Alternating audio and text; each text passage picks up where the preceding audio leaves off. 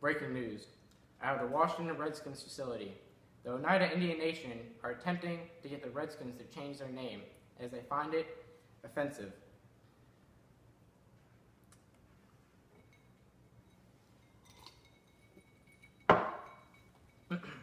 This is not their first attempt at getting the name changed. Their first attempt was in 1996, and the trials went to court and it got appealed. But as of right now, they're just trying to get the trademarks overturned. For more on the Redskins, we'll go out to Chris Gemeinhart out in the field at the Redskins facility with team owner Dan Snyder.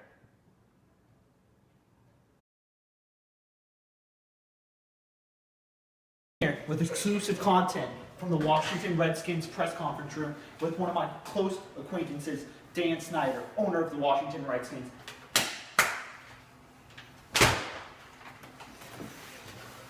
How are you doing today, Dan? Good yourself today, Chris. Pretty good. I'm here to ask you a couple of questions with this exclusive, I said exclusive, content from ESPN. You got it on your own too, Chris. Take your time. How do you feel about possibly going through trial again? I feel like it's an outrage. The Redskins are a great organization for decades. They've had this name since the 1930s at least. And I feel like it's never caused any problems. Why change now? I completely understand with you. I do too. Completely. How are your players taking this? Are you claiming any precautions? Well, our players are professionals, and we're handling, and there's nothing going on the field. I understand off the field it's going to cause some kind of problems because they're going to be getting question after question. But they're professionals, they're getting paid to do this. They're not here for the media. They're here to win championships, and we're here to win a Super Bowl.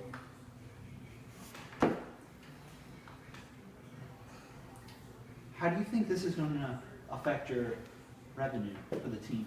Well, if it did happen to go that far where we had to change things, it could affect a lot of things.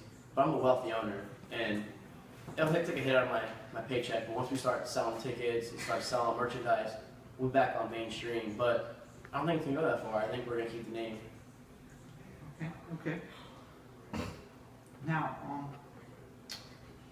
how do you think this is going to possibly affect your run for the Super Bowl? Well, I mean, we already suck as it is. Just go.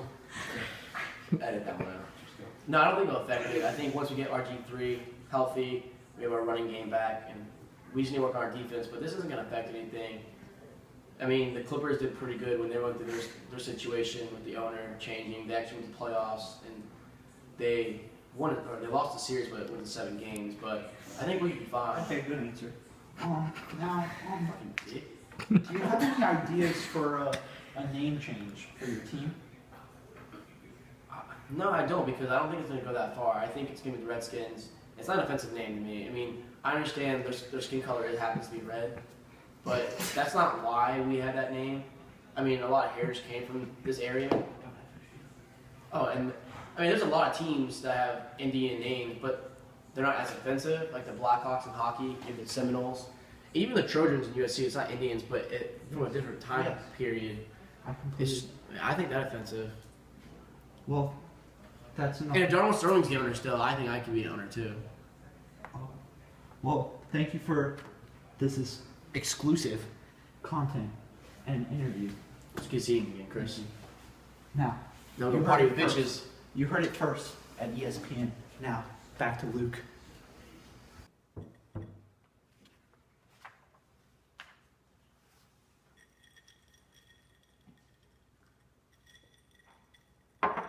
Oh, hi there.